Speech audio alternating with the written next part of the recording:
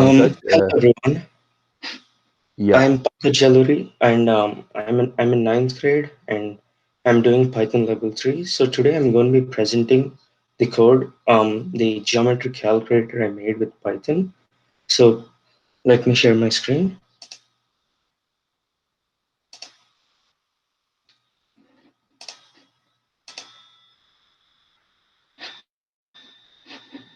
Um,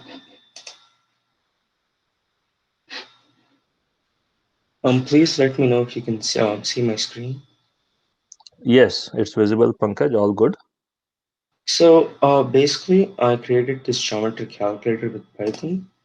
So in simple terms, it calculates the area and the perimeter of different shapes. So the user will be given the choice of choosing the shape, and then he will be required to pass the parameters of the shape.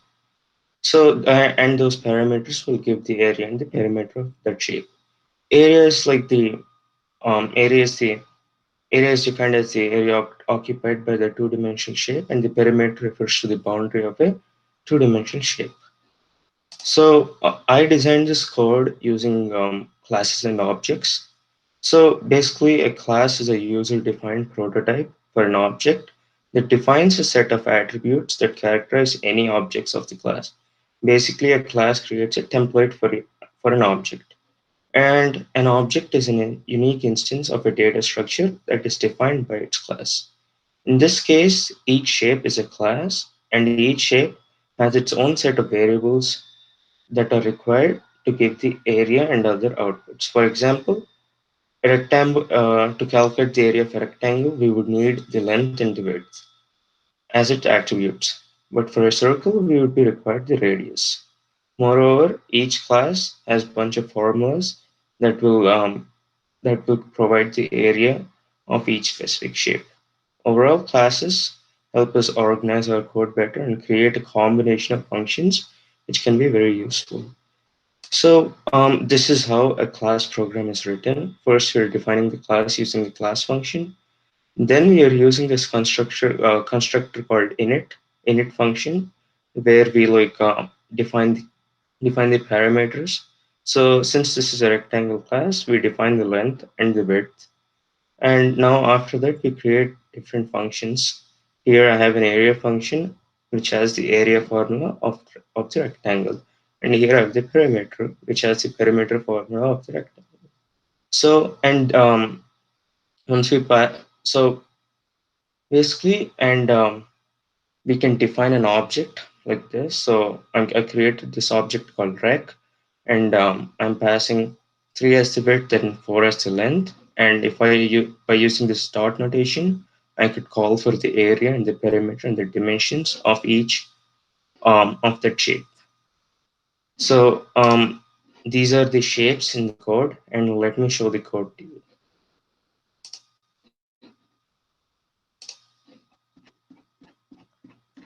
So, students, this So is a object-oriented programming using classes and objects concepts.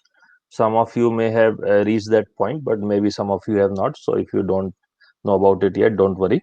All of you will reach that point, classes and objects. As I said before, the input will be the required parameters for each shape, and the output will be the area, perimeter, and the dimensions of the shape. So we have to like run all these. So the so let me run all these, and so I have 9 shapes in total. And here the user has to choose the shape. So if we run, so 1 is for rectangle, 2 is for square, and 3 is for triangle, so on. So suppose I'm calculating the area of a polygon. I type in 5. Now I have to click run. So for a polygon, it asks the side length of each side. So suppose I say the side length is 5, the number of sides is 6. It will print this. So the area is 64.95 square units. The perimeter is this, and the dimensions are this. The dimensions are just given to like to verify. So this is how the calculator works, and I'll be showing multiple shapes. So and this is a trapezoid, and if I run it, so the height, suppose this, I say the height is 10 units, and the base is 5 units, and the upper base, lower base is 10 units. The side is say 8, and the other side is 9, and this will give the area and the perimeter. So this is how the calculator works.